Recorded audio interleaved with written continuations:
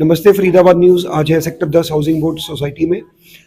दोस्तों, एक बात हमारे हर गाड़ी के पीछे भी लिखी होती है और अक्सर इस अभियान को हम सुनते हैं, बेटी बचाओ बेटी पढ़ाओ। अभी हम बात कर रहे हैं सिर्फ बेटी बचाओ की। 18 साल से एक संस्था, एक रजिस्टर्ड संस्था इस कार्य को कर रही है। मैं तब की बात कर रहा हूं जब अभी इंडिया में बेटी बचाओ बेटी पढ़ाओ का नारा गूंजा भी नहीं था। ये संस्था उससे पहले से इस कार्य को कर रही है। हमारे साथ उस संस्था के चेयरमैन, महिला सेल की चेयरमैन, ये सब हमारे साथ जुड़े हुए हैं। आइए हम आपको मिलवाते हैं हमारे प्रसिद्ध समाज सेवी वासुदेव अरोड़ा जी, जो इसके चेयरमैन है।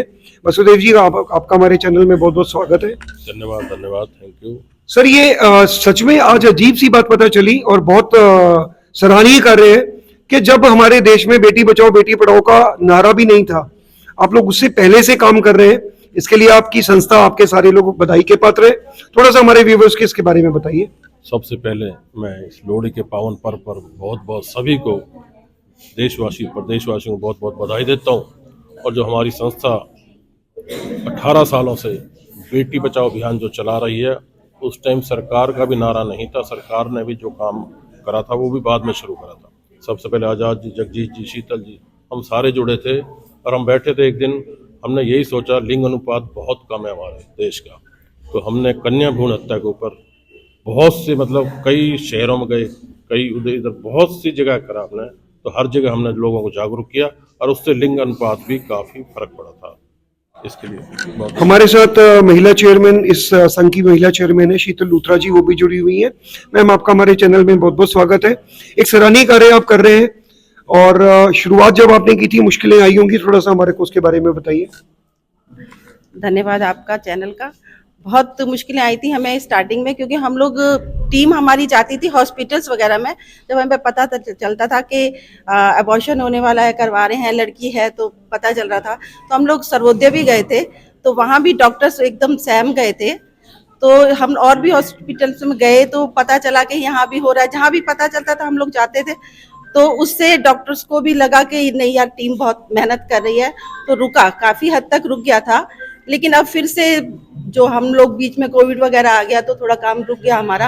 तो हम लोग फिर से शुरू कर रहे हैं, तो ताकि डॉक्टरों को और लोगों को भी पता चले बेटा और बेटी में कोई फर्क नहीं है।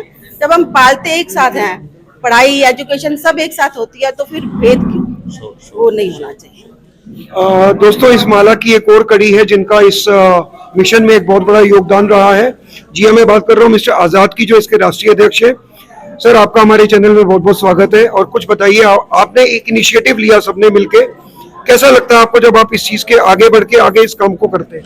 सबसे पहले मैं नमस्ते फरीदाबाद का धन्यवाद करता हूं और लोहड़ी की सभी समाज को मुबारक देता हूं। सर, हमने जब शुरुआत करी थी तो देश का लिंग अनुपात था 772, और हमने जब ऐसे 2 साल पहले इस अभियान को थोड़ा सा कम किया। देखिए, एक इकलौती संस्था है हिंदुस्तान में जिसको बनाने से पहले हमने प्रण लिया था कि इसको बंद करना है। जल्द से जल्द देश को कन्या भ्रूण हत्या से मुक्ति दिलाकर इस संस्था को बंद करेंगे।